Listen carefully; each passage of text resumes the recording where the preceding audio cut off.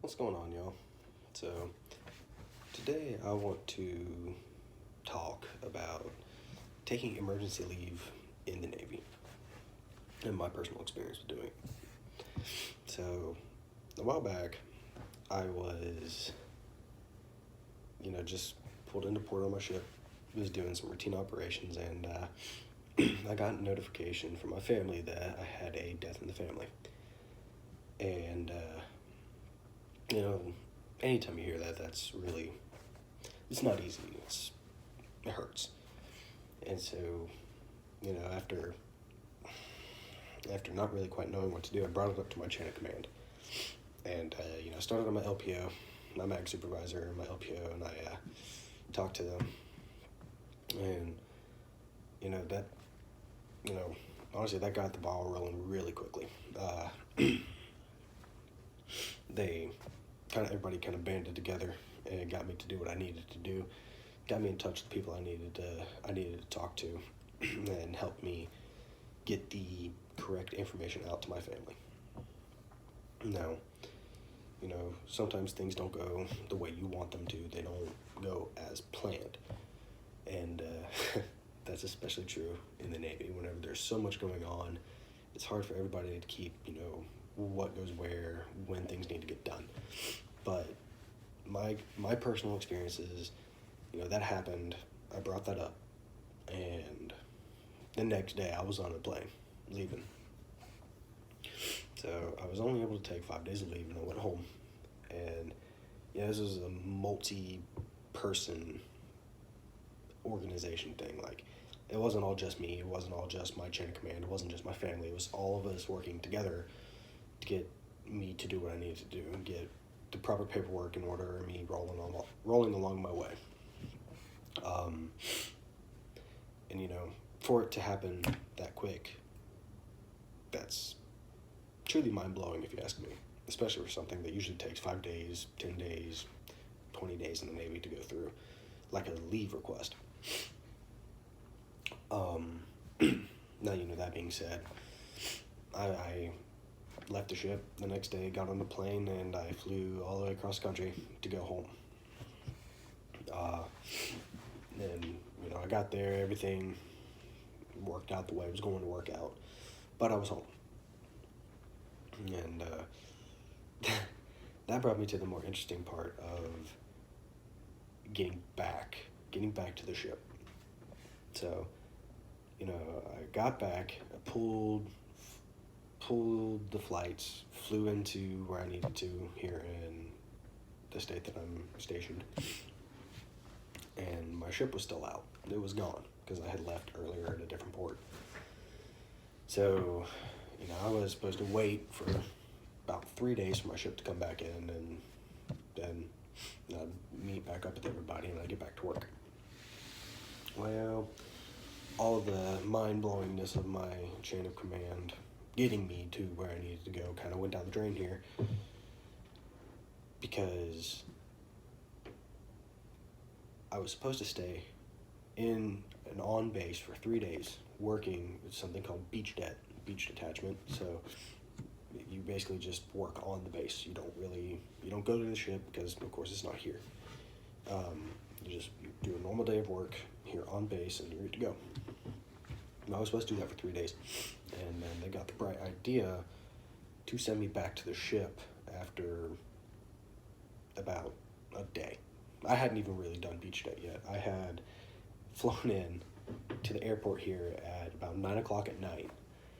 I had to wait an hour for a transporter bus to come pick me up, along with a whole bunch of other people. And the transporter takes you to a whole bunch of different locations and drops everybody off.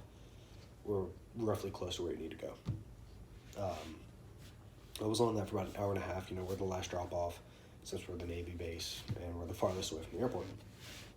And so after doing that, I had to wait about an hour for the duty driver to come pick me up. And then, in my area, there's not one, but two bases that are pretty close to each other. So then it took him, and I got on the duty driver van, told them where I needed to go, and they took me to the wrong base. And so that was all confusion. Needless to say, I didn't get back to where I was supposed to go here, this barracks room. I didn't get back here until about 3 o'clock in the morning, 3:30 in the morning. I had to be at work at 7 the next morning. After I unpacked all my stuff, I got my rack made, took a shower and all that stuff, and finally went to sleep. It was about 4:30 in the morning. The next morning, I woke up to phone calls from the coordinator for my beach debt, and he says for me to pack all of my stuff because I am driving back to the ship, which is about an hour and a half away. So my thought is, if the ship is only an hour and a half away to begin with, why not just take me directly to the ship? I feel like that would have been much easier than trying to coordinate getting a barracks room, flying in, what I was going to be doing, where I was going, who I was reporting to for 3 days, just for all that to be kind of thrown out the window and me go back to the ship. So that part made no sense to me. But, what do I know? I just do what I'm told. I just work here. But,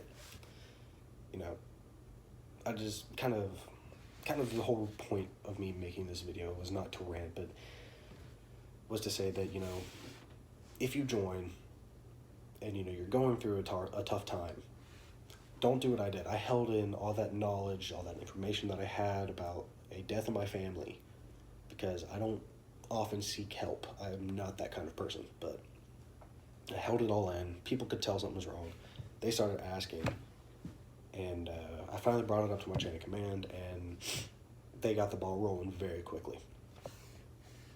So don't ever be afraid to reach out and ask for help, especially from those who you work for, who work with you. It's simple, it's easy, and oftentimes they can get what needs to be done. They can help you with things that you can't do by yourself. So, don't be afraid to reach out, ask for help, and get that help in doing what needs to be done, because trust me, it's not easy being on a ship in the middle of the ocean for a month and a half and then coming back into port and finding out that something such as a death in your family has happened. That is not easy. It's hard. You can't really process it off the bat, So don't be afraid to reach out, ask for help, because that process was very fast, and the next day I was on a plane, flying back to my hometown. So, moral of the story, don't be afraid to ask for help. The people who you work for, who work with you, they want what's best for you, because whenever your mind's not in the game, that's very dangerous, especially doing, bigger jobs or whatever the case may be. Whatever you end up doing, it has a very important role to play on a ship and in the Navy. And if you're not careful in doing that, even the smallest thing as mopping a floor, if you're not careful in doing that, you could cause somebody to get very seriously injured or worse, killed. It sounds stupid, but I've seen it. Somebody's not paying attention, just swab the deck. Some guy goes walking through and there's a puddle, slips, falls, boom, on his back. That's a very minor case, of course, but leading into bigger things such as, moving ordnance around the plane, the hangar bays, the magazines, moving around those tractors to get the jets moved into and onto the flight deck.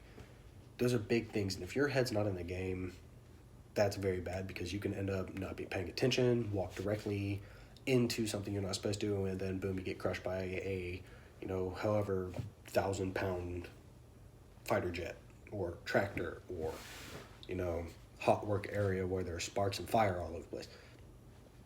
Long story short, just help yourself, help the people you work with, get the help that you need, because in the Navy, from my experiences at least, it's very quick and relatively painless. So that's all for now. I will come back to y'all guys later, and we'll find something else to talk about.